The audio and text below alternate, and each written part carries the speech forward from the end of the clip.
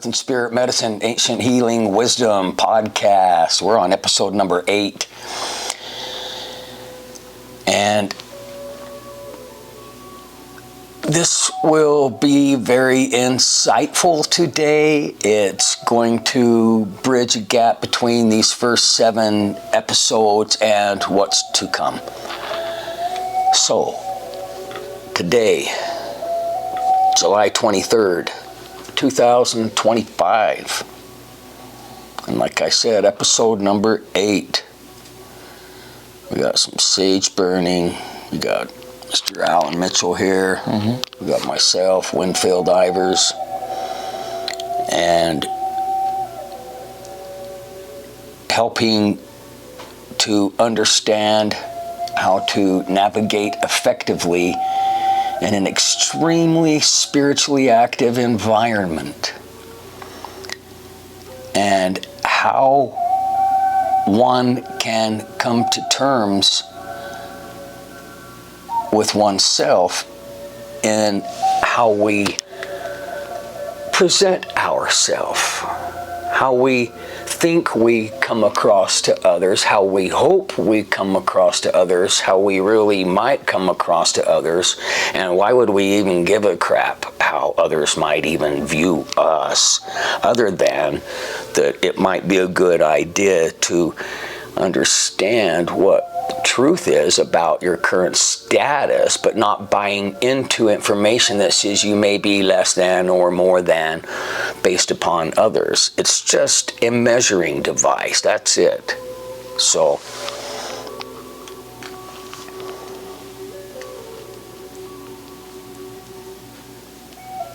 silence the smoke here.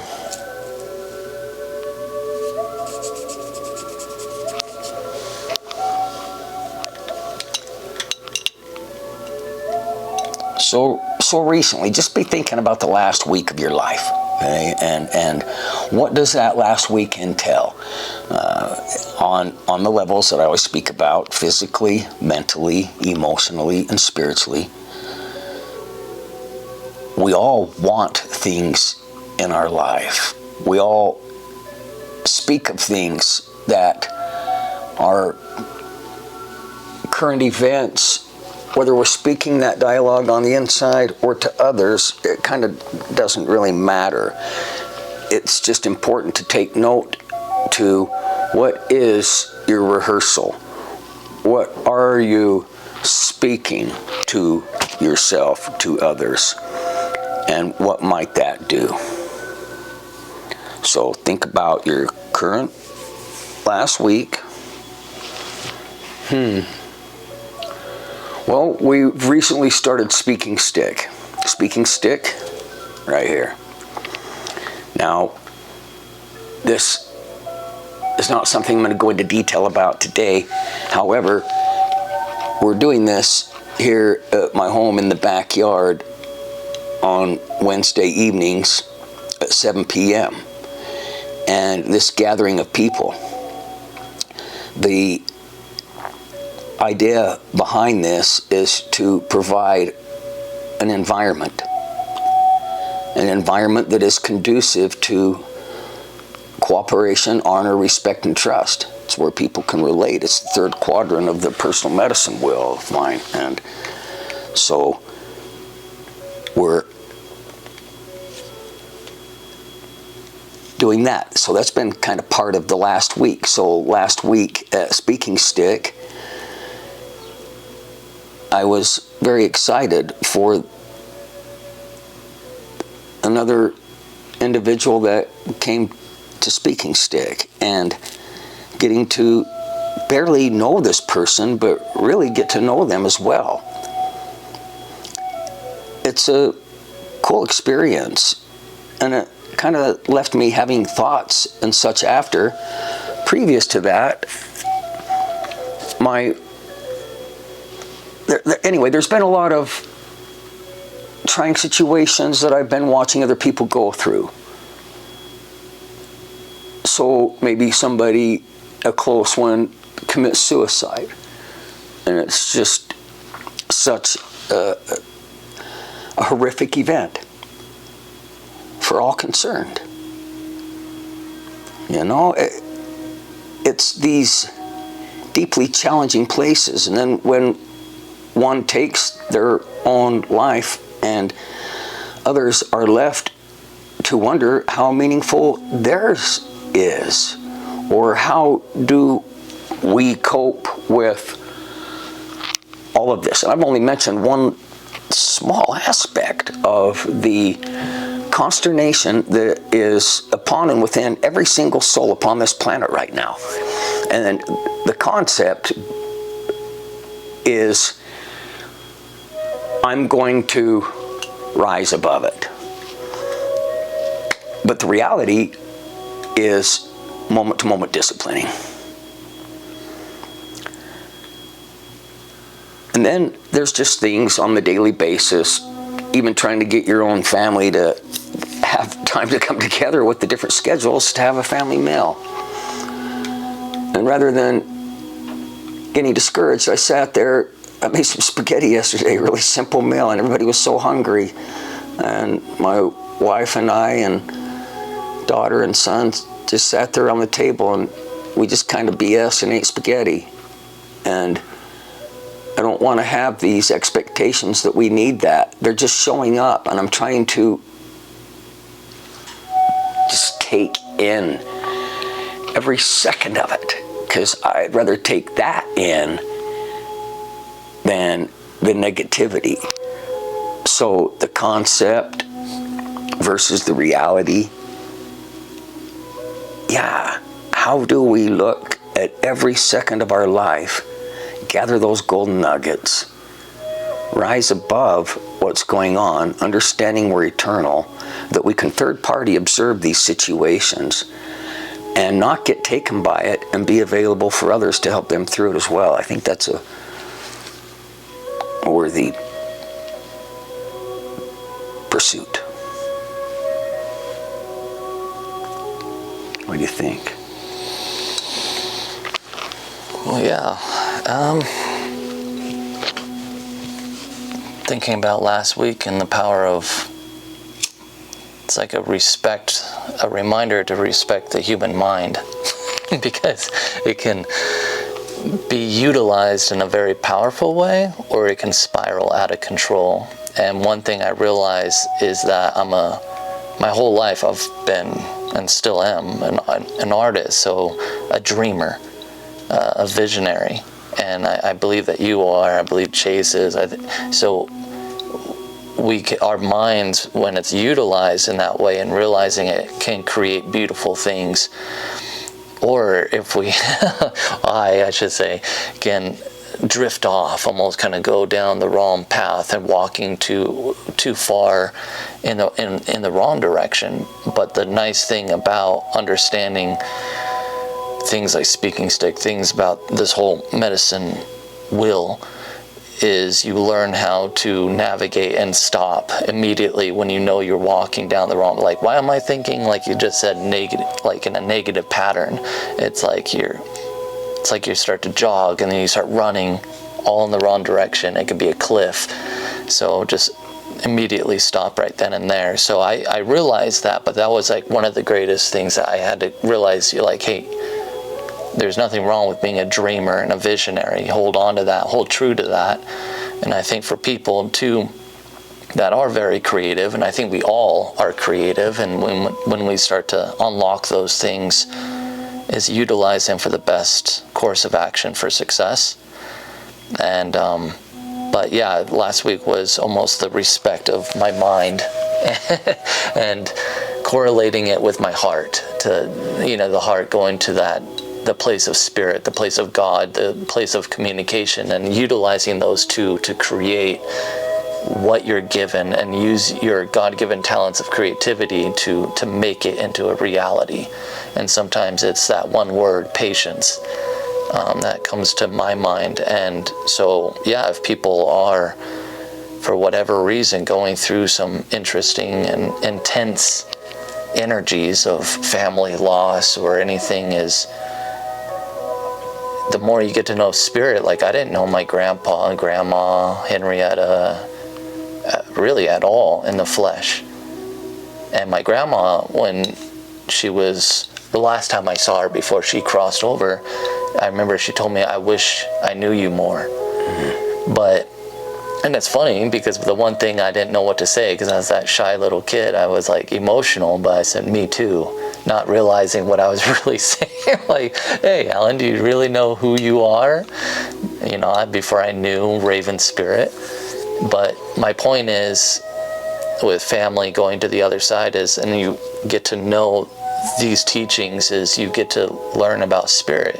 So now I'm closer to them than I was ever in the flesh. So if anyone's struggling with a family loss, know that with practice and patience and determination, you can actually be closer to them now than you ever have before. So, yeah. Well, thank you. That was,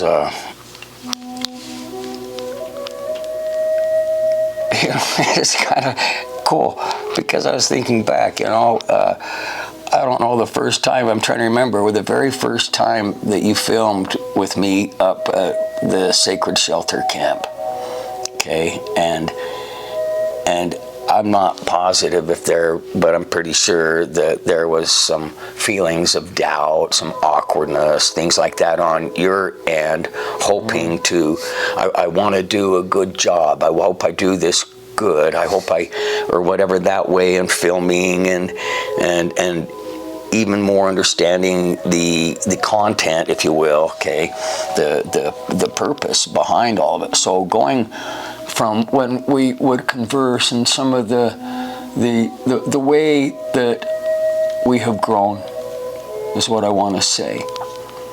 So it's been decade-ish since meeting you, and you were on an herb walk.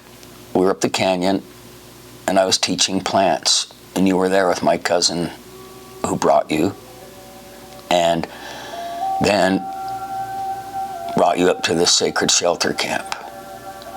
Then the next morning here for some very intense shamanic medicine work. And then to now.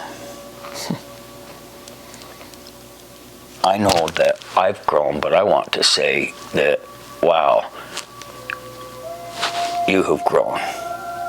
I want you to understand, from my perspective, what I have seen. Because when your grandmother said, I wish I knew you more, and me too, and yeah, who would have thought? That was pretty powerful, I think. I wanted to compliment and add to that. I think it's imperative to stop. So in the Survival Essentials podcasts, you've got to stop. I was just telling my 27-year-old daughter the other day the story again. Remember when? And yeah, because it came up somehow. But Spirit speaks to us.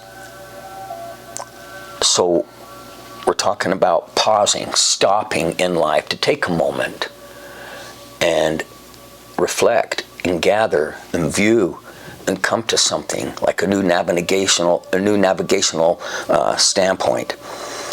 And so when I was speaking with my daughter the other day, it was kind of dual meaning in a way, but this idea of stop was in real time many years ago when she was only like 5. We were going to go to a movie that day, and I told my 3 children, hey, I'm going to back the car up in the driveway. I'll be back in the house in a minute, and then we'll head out. And I'm in the car, and thinking all my kids are in the house, and I put it in reverse, and I'm kind of in a hurry. That mentality, frantic. Yeah, you hear the way I say that? Yeah, truth, okay? We get out of our sorts with it. And Spirit, as soon as I had that car in reverse, and I'm starting to go, because I'm going to back in that driveway and go and get the kids, and we're going to go to that movie. And all of a sudden, I hear, stop! stop. Loud, loud, loud, loud in me. Okay, these voices that echo, that you hear, but they're inside of you. I don't know how it works exactly, okay? But I hit that brake so hard because I knew to. I trust. And immediately I hear a voice from behind the car, "Daddy," and it was my little girl. I would have ran over her if I didn't listen. I think about the gazillion events like that in my life. I bring this up in regards to Alan and his growth and that comment about me too. I want to get to know myself. I hope I get to know me real good, but not even knowing that's what it's about. You're just saying something because it's in response, but yet something profound is going on. So, this daughter I was talking about, and how we were talking about that memory the other day, but she's on a solo right now in real time.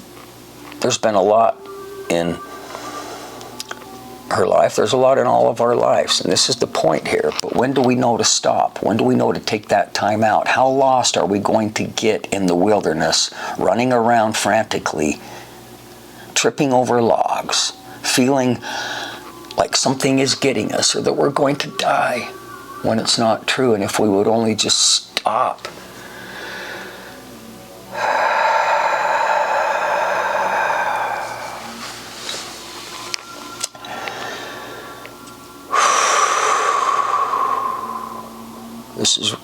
This is real, okay? You gotta stop like this. Ooh.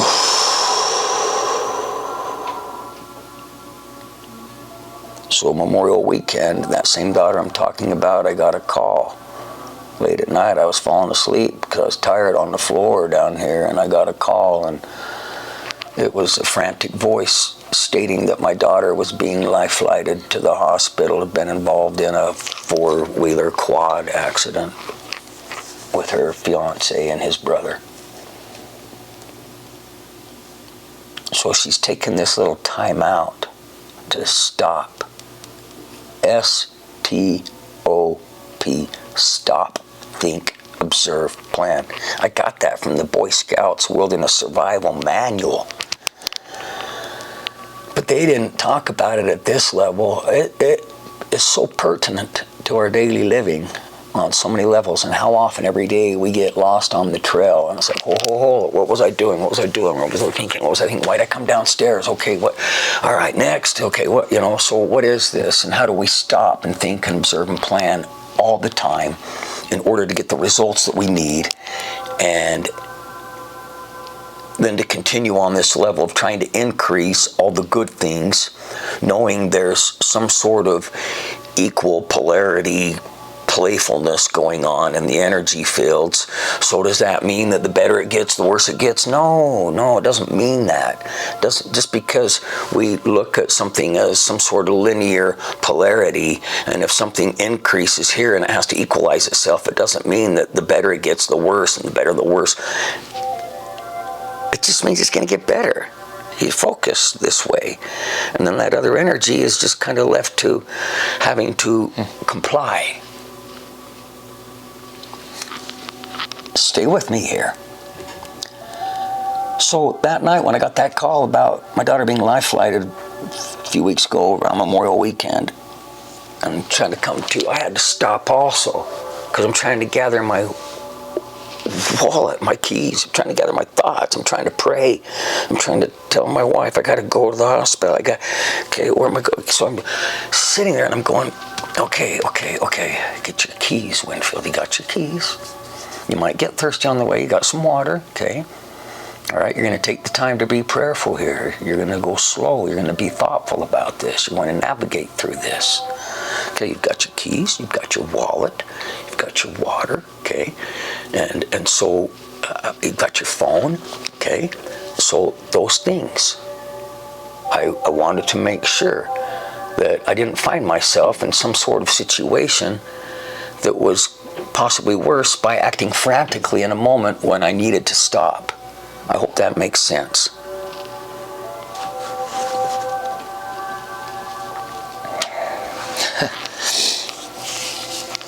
Yeah, it's interesting in real time, like you're saying, and stopping, because who knows what the camera's catching and all that, but that real time, interesting on how my grandma chooses to show up like that. So, yeah, in relation to,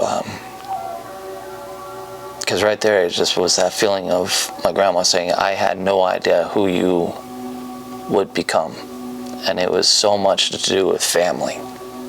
First and foremost, like you always say, you're fire, but you put in that work every day. So she was primarily focusing on family and who I am, who I truly am, and who I do it for. So that's thank you, Grandma, for all that. That was some powerful stuff for sure. So, but that's going back to, by stopping and having these feelings. I don't know, I guess maybe people watching this, or maybe one or a few people that maybe have had some people pass on that kind of need to hear this. The way of the connection comes that easy. There should be no difficulty around it at all. To me, that's the key indicator, at least for Alan, for Mr. Raven Spirit, is it's so raw, it's so real, it's so authentic, it's so easy, it's brilliant on how it happens. And so for any situation, like you said, like for your daughter, that stopping is so, especially in the midst of that chaos where you get a phone call, okay, I'm high, it's okay. It's like, been waiting. So, maybe, that's something for me, it's like, okay, like, need you to step up, Alan, in this moment, because maybe other people need you to be calm in this moment so it calms them down.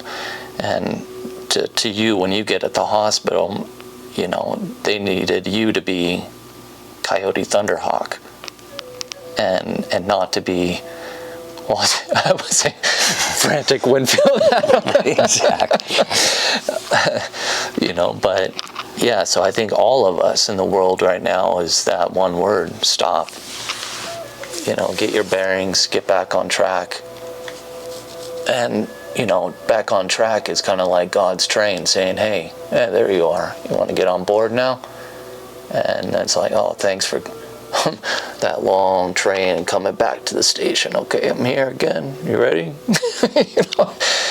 So, if you, I think everyone's ready, but yeah, just stop, listen to God, and then get on the train.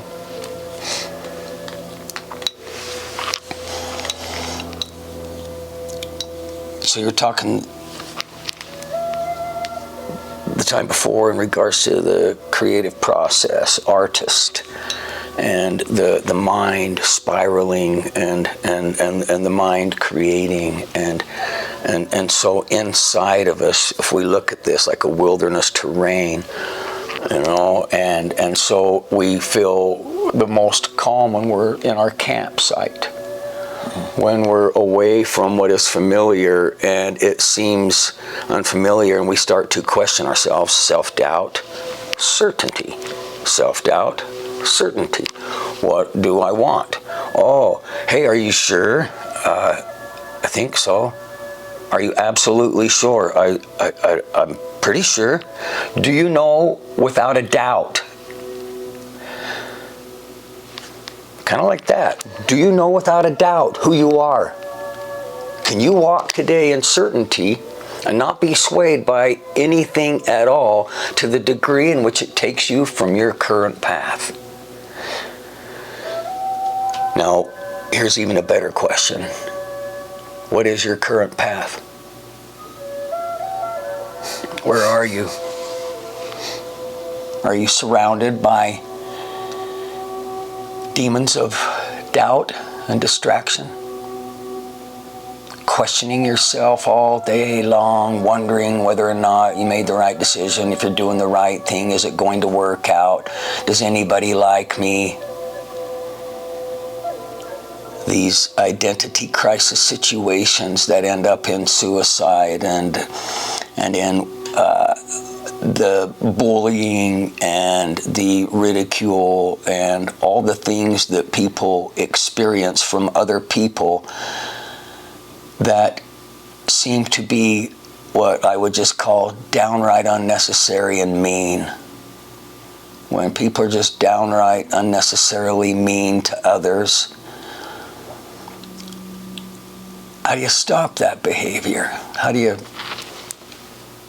I'm going to rise above it, conceptually. And what's the reality of rising above it? Some people, their rising above it is, I got to get out of here.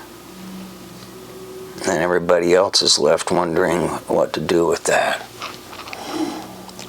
And when we sell out our power, when we give our power to other people, hey, so when I came back from Hawaii when I was a teenager, and I get back to school, so I went over there for a summer to pick pineapples.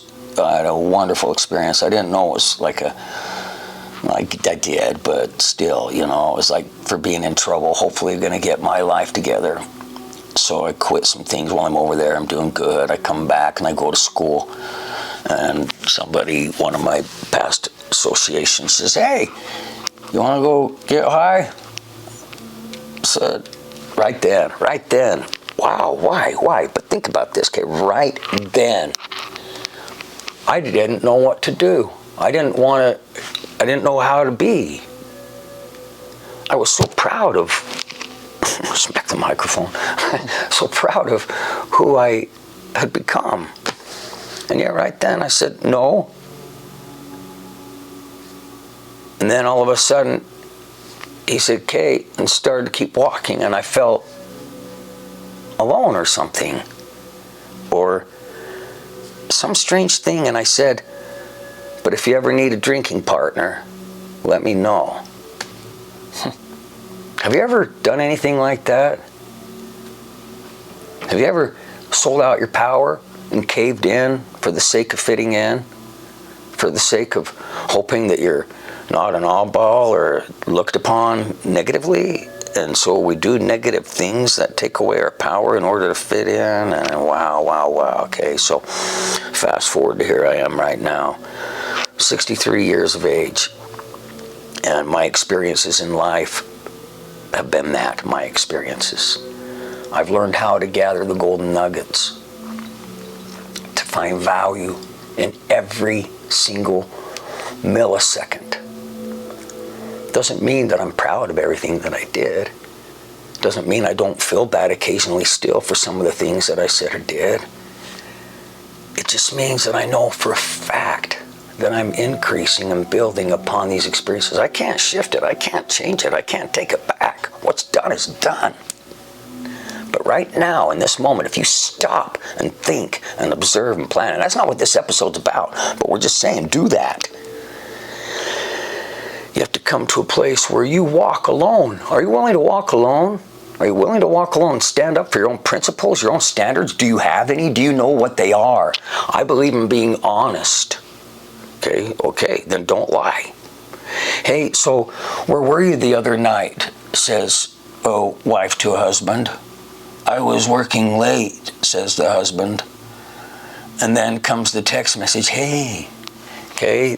The wife sees the text message. I'm just saying, you're not hiding from anyone. Everything that you do, everything you think is caught up in divine intelligence. Shh.